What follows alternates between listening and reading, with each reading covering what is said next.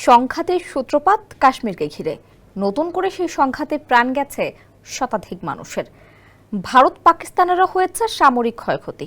তবে শেষ পর্যন্ত মার্কিন প্রেসিডেন্ট ডোনাল্ড ট্রাম্পের হস্তক্ষেপে যুদ্ধবিরতিতে রাজি হয়েছে ভারত ও পাকিস্তান।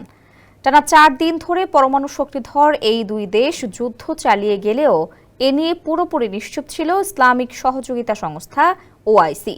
অবশেষে ভারত পাকিস্তান যখন যুদ্ধবিরতিতে সম্মত হলো তখন মুখ খুলল সংস্থা। পাকিস্তান ও ভারতের মধ্যে সাম্প্রতিক এই যুদ্ধবিরতির সিদ্ধান্তের প্রশংসা করেছে ওআইসি। যে দেশগুলো মধ্যস্থতা করেছে তাদেরও ভূয়সী প্রশংসা করেছে তারা।